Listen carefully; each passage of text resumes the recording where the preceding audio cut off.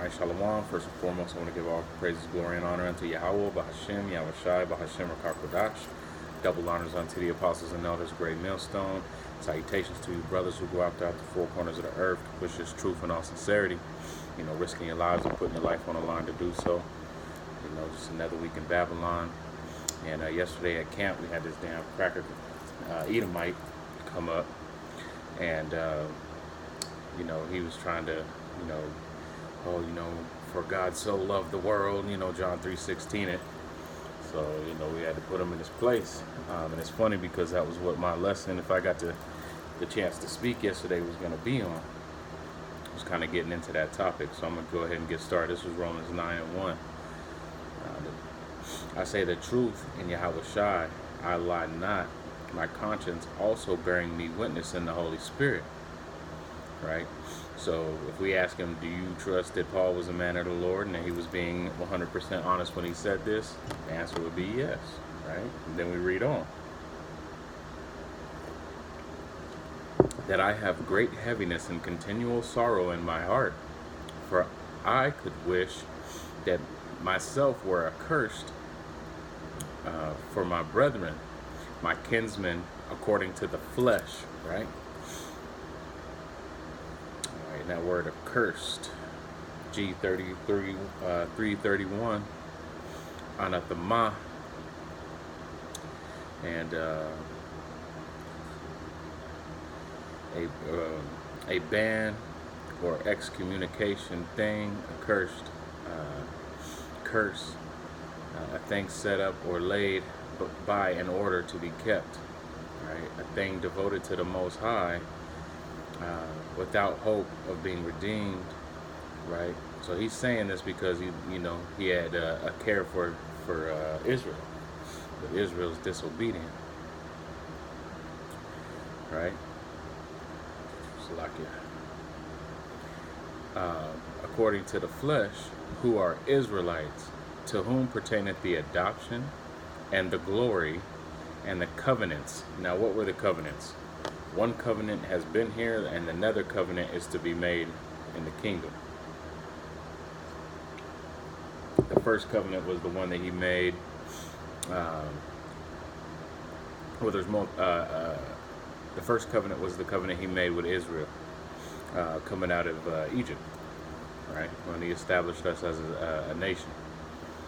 And the second covenant is going to be him putting the truth, wisdom, knowledge, understanding, that breath in our inward parts, right, if I'm not mistaken.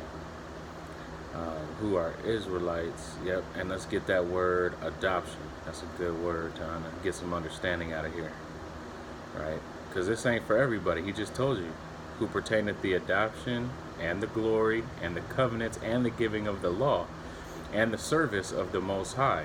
And the promises, what is that promise? And the glory, that's the kingdom, right? All right, the adoption. I can't say this word. Hueothisa. Let's see how this fool says it. Strong's G 5206. Hueothisia. Hueothisia. Hueothisia. Right? All right, Strong's definition. From presumed compound of and a derivative of G 5087, the place of the placing as a son, adoption, Christian worship, in respect, adoption of Yahushai of sons, children of sons, right? The outline, Bible outline, that relationship which Yahweh was pleased to establish between himself and the Israelites in preference to all other nations. Cut the nature and condition. All right, that's it right there. The relationship which Yahweh was pleased to establish between himself and the Israelites in preference to all other nations. That's it, man. You can't get around that. So vocab and old Joe Budweiser that came up to the camp yesterday, you ain't got it. and you don't understand because it's not dealing. You're not being dealt with or given understanding. Whose are the fathers, and whom, as concerning the flesh, Yahushua came, who is over all, Yahweh blessed forever, Tawab. So, not as though the word of Yahweh had taken none effect, for they are not all Israel which are of Israel. So, man, let me slow down. Right. Whose are the fathers, and whom concerning Yahweh, concerning the flesh, Yahushua came.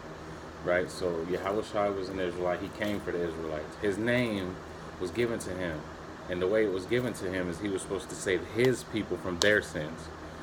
And his people are the Israelites. His father Joseph, which was his biological father, because him and Mary had sex and created Yahushua. That's a whole nother topic for you idiots out there. But hey, that right there proves that he came in the flesh for the Israelites. Right? And not all Israel is of Israel, because there's only 144,000 and 1/3 of the nation of Israel. 2/3 shall be cut off and die. And it goes on to say, about Abraham, like, it don't matter just because you're an Israelite that you're going to be saved. That's not how it works. This is Romans 10. Oh, wait, there's more of that. 11 and 15. All right, jumping down to verse 11. For the children, being not yet born, neither having... Oh, this is getting into Jacob and Esau. So... And not only this, but when Rebekah also, Romans 9 and 10, also had conceived by one, even by our father Isaac, for the children being not yet born, neither having done any good or evil, that the purpose of Yahweh according to election might stand, not of works, but of him that calleth. It was said unto her, the elder shall serve the younger. And it is as it is written, Jacob have I loved, but Esau have I hated. What then, right? So, hey, oh, God is love. God is love. Yes, he is. For Israel, he is love. And for 1/3 and 144,000, 12,000 out of each tribe, he is love. Right? But it's tough love. And love is the giving of the covenants and the understanding of them having and knowing the covenants and following them and following Yahushua's footsteps, because he took over that law and made understanding come with it.